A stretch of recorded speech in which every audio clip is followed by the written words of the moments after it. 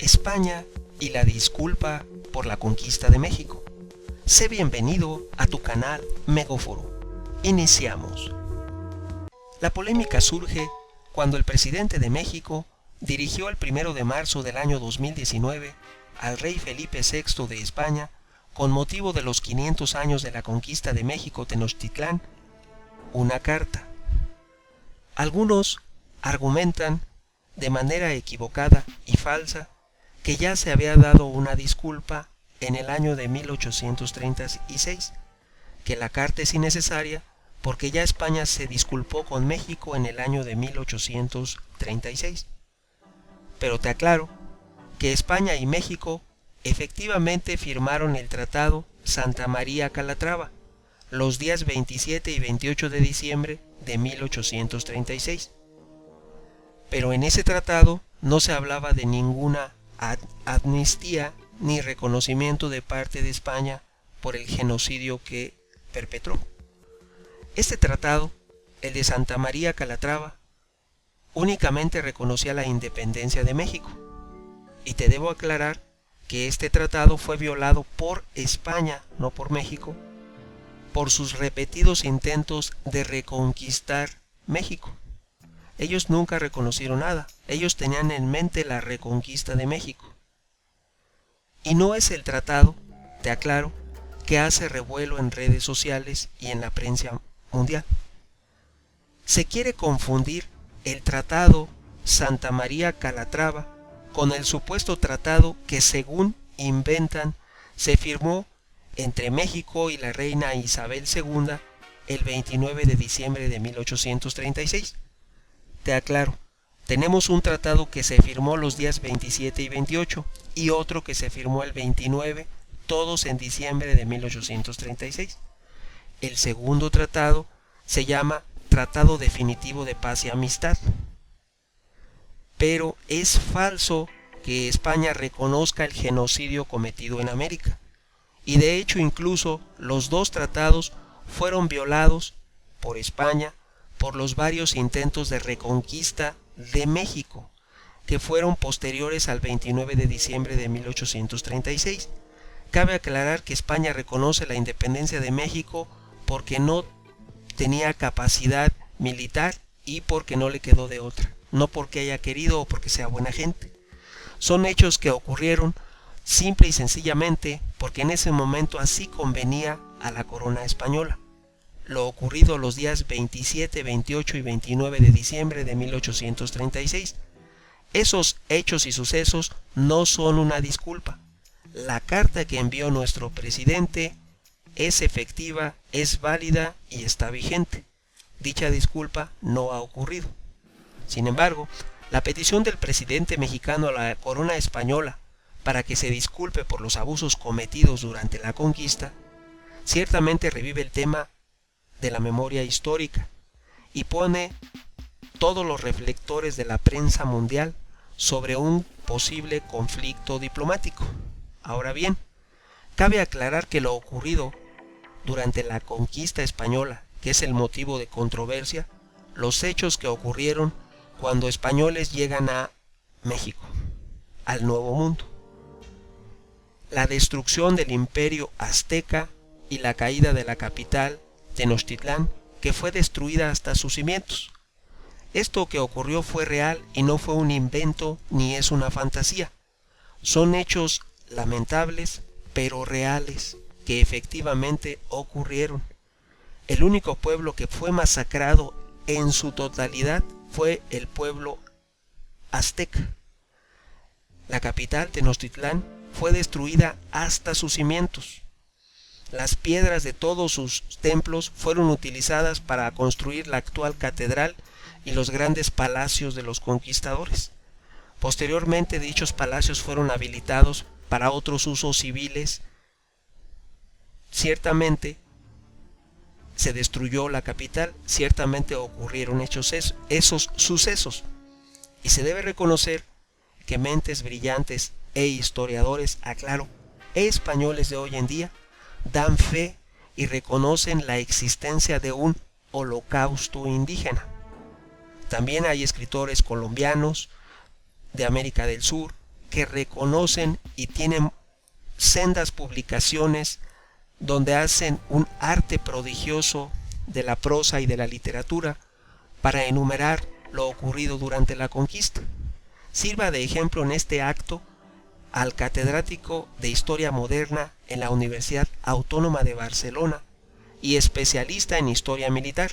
Les hablo de Antonio Espino López, quien en su libro titulado y llamado La conquista de América, una revisión crítica, este catedrático español de nuestro siglo y de nuestros tiempos dan fe de que sí hubieron, ojo, masacres, asesinatos, amputaciones de manos y pies, heridas curadas con aceite hirviendo, violaciones en masa, y semejantes crímenes parecen sacados, ojo, de una mente perturbada.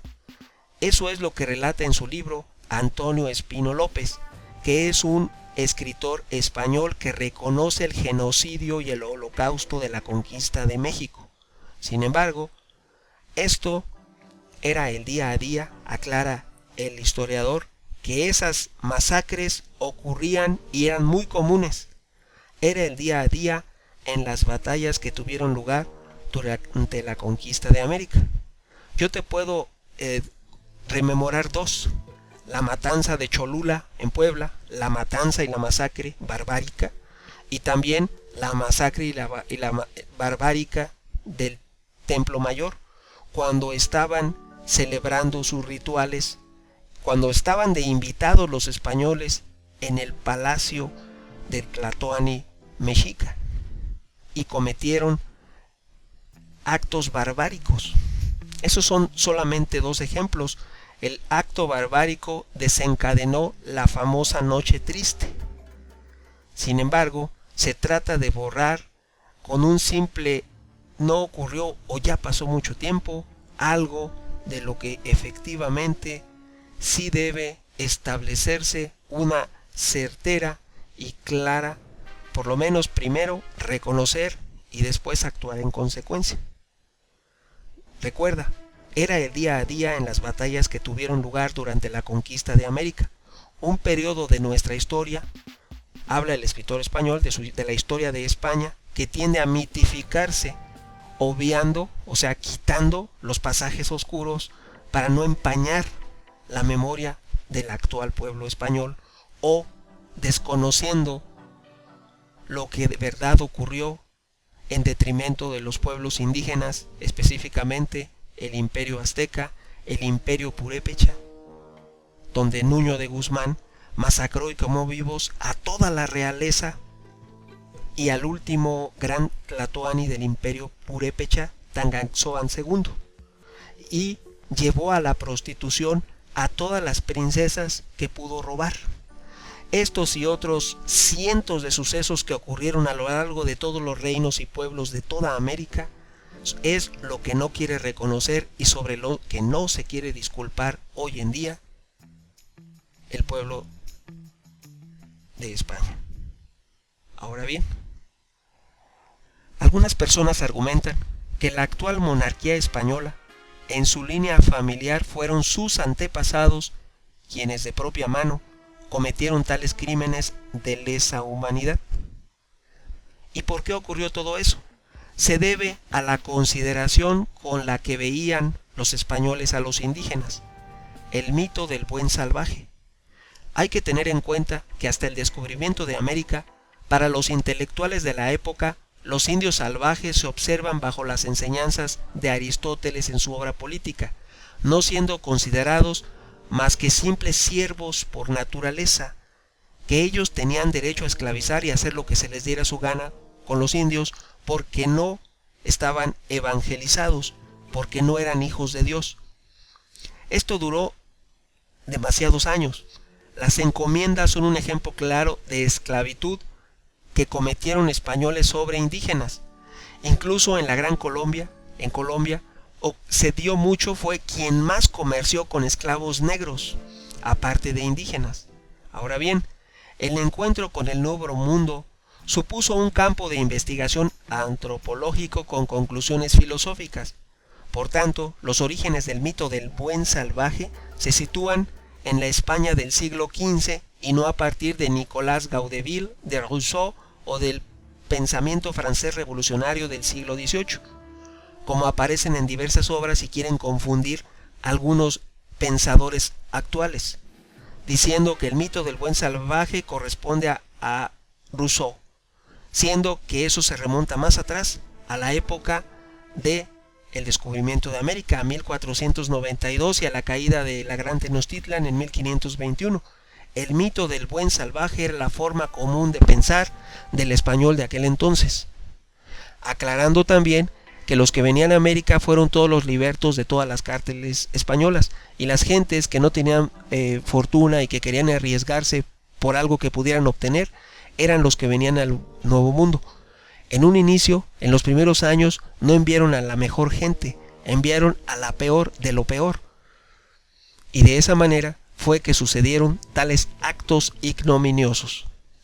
El buen salvaje considera a los nativos como aptos para recibir la fe católica y tiene continuidad formulando el mito de las décadas del Orbe Novo, que eso sucedió en 1493 a 1522, de Pedro Mártir de Anglería, primera historia general de Indias. Es donde se relata precisamente lo del buen salvaje y las salvajadas, valga la redundancia, que cometieron contra nuestros indígenas. ¿Sí? Las décadas de Orbe Novo, de Pedro Mártir de Anglería, donde entre los hechos se recogen referencias directas a los pensamientos de los descubridores, concretamente en la primera década, en el libro 3 de Pedro Mártir de Anglería.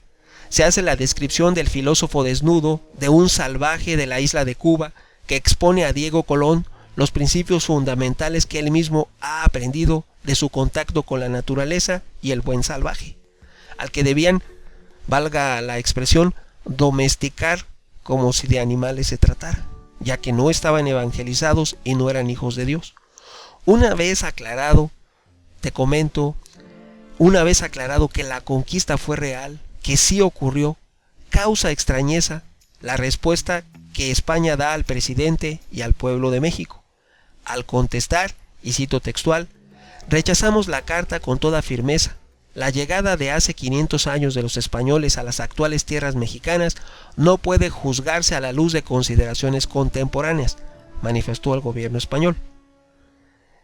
Te diré que si esta fuera una postura aislada de un ciudadano español, se pudiera considerar el respetarle su equivocada opinión, pero al ser una opinión compartida por altos cargos, funcionarios, dirigentes y políticos españoles, incluso el propio monarca, debe por congruencia causar al menos cierta indignación al pueblo de México. La pregunta obligada es ¿por qué quien recibió los agravios no puede pedir a la parte agresora que se disculpe? Si a ti te hacen un agravio, ¿no tienes derecho a pedir una disculpa? Ciertamente, nada puede anular o privarnos de un derecho legítimo como parte agraviada a exigir una reparación del daño y una disculpa a España por ello. Algunos historiadores y personas que dicen ser conocedoras del tema argumentan que ya la reina Isabel II emitió dicha disculpa, y respecto a ello te aclaro, México y la reina Isabel ciertamente firmaron el 29 de diciembre de 1836 el Tratado Definitivo de Paz y Amistad entre la República Mexicana y Su Majestad, la Reina Gobernadora de España, con la cual habría total olvido del pasado, argumentan y dicen algunos falsamente. El acuerdo, decía claramente que ambas partes se comprometían a olvidar para siempre las pasadas diferencias y disensiones por las cuales desgraciadamente han estado tanto tiempo interrumpidas las relaciones de amistad y buena armonía entre ambos pueblos, dice el acuerdo firmado por ambas partes. Ahí no se menciona ni se relaciona la caída de la Gran Tenochtitlan, las masacres cometidas por Nuño de Guzmán contra los purépechas, ni ningún acto ignominioso que se cometió a lo largo del continente desde Alaska a la Patagonia. Ahí no se menciona nada, ni nada que hayan hecho durante la conquista en México. Simplemente se dice que se olvidan para siempre las pasadas diferencias y disensiones porque se está concediendo la independencia de la nueva nación, que en este caso era el Imperio Mexicano. También el tratado hace énfasis en una amnistía general y completa para todos los mexicanos y españoles sin excepción alguna, que pueden hallarse expulsados, ausentes, desterrados, ocultos, o que porque si acaso estuvieran presos o confinados sin conocimiento de los gobiernos respectivos, tanto el gobierno de México como el gobierno de España. Se pedía la liberación de los presos políticos y de todos los presos, aunque no fueran políticos, españoles y mexicanos, que radicaran en las respectivas naciones. Y de acuerdo con el documento, la amnistía debía de ser para siempre, lo que es difícil de observar. ¿Por qué? Porque aquí tenemos un reconocimiento de la corona española de que algo debe ser para siempre. Pero es para siempre cuando a ellos les conviene, no cuando conviene a los intereses de México. Pero lamento informar, apreciado lector, quien escucha, que dicho acuerdo es nulo, no tiene validez, toda vez que España reconoce la independencia de México mediante el Tratado Santa María-Calatrava que se firmó el 27 y 28. Esto fue y sucedió en la ciudad de Jalapa, Veracruz, pero del año de 1836, y se quiere confundir con el del 29 de diciembre, que es el Tratado de Paz y Amistad. Son dos tratados y en ninguno de los dos se reconoce el holocausto indígena. En ninguno de los dos se hace mención de la caída de la Gran Tenochtitlan.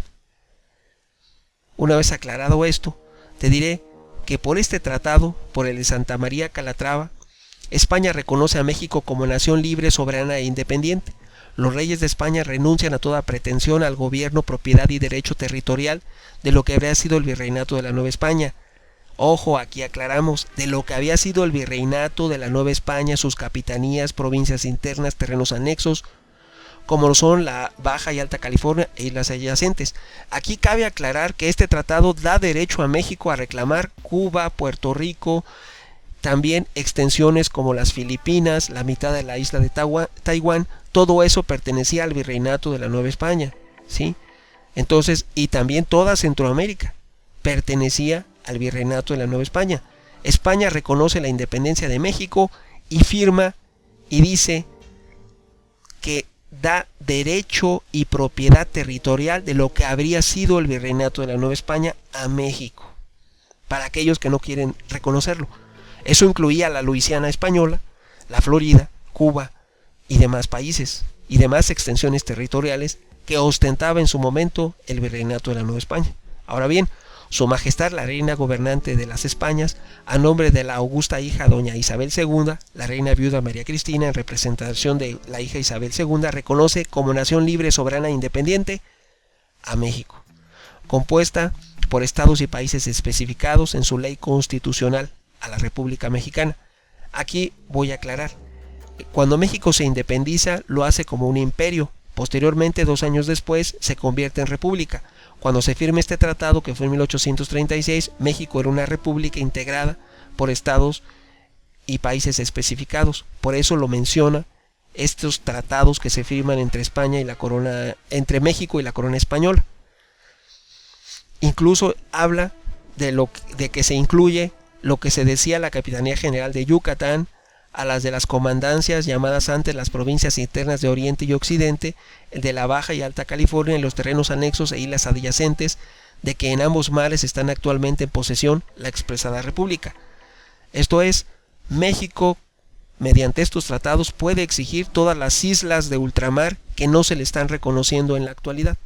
Ahora bien, Su Majestad renuncia tanto por sí como por sus herederos y sucesores a toda pretensión al gobierno, propiedad y derecho territorial de dichos estados y países que conformarían a México, a la República Mexicana.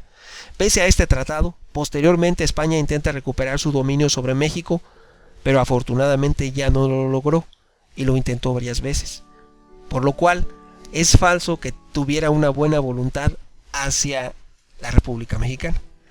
Por supuesto te diré que hay errores y crímenes de lesa humanidad del pasado lejano y reciente que debemos reconocer y reflexionar para que no se repitan, sobre todo los que al amparo de la superioridad han reprimido y hasta suprimido pueblos y culturas. En todo caso me escandaliza más que el pueblo español viva aún bajo un régimen monárquico, pero que los españoles resuelvan sus asuntos como mejor les convenga. Sería la decisión más sana y convincente. Aún así no olvidemos que México fue saqueado y humillado en diferentes etapas históricas en nombre de Dios y de la monarquía, sobre todo por la España de aquel tiempo. Y tampoco podemos olvidar que los actuales españoles son los descendientes directos de aquella España. Y en la línea de descendencia, el actual monarca es un descendiente de ellos. No podemos olvidar la actual epidemia de disonancia cognitiva que invade a algunos políticos, al monarca y a las personalidades de la España de hoy en día, ya que aún sabiendo que tales hechos barbáricos efectivamente ocurrieron, lo que relata la carta de nuestro presidente, efectivamente se destruyó a la Gran Tenochtitlan, efectivamente hubo una conquista, a la que tratan de restarle importancia con el solo hecho de decir que eso pasó hace mucho tiempo, hace 500 años, que aún no se cumplen. Y te preguntarás, ¿qué es la disonancia cognitiva? Te diré que es cuando mentimos de manera deliberada, que es lo que están haciendo actualmente quienes se pronuncian al respecto en la España de hoy. Y efectivamente en esas personas que se están pronunciando hay una lucha entre lo que saben ellos que es verdad y el sostener una mentira que apoya su ego. Y el defender una mentira no es lo mejor para la España de hoy en día. Aún así, aclaro, la esperanza y la sabiduría está a la vista de quienes decidan cambiar de opinión y apoyen una postura de cordialidad y armonía entre ambos países. Opiniones habrá muchas. ¿Tú qué piensas? No olvides suscribirte a mi canal, agrega a favoritos y comparte. Tu amigo Megóforo. Hasta pronto.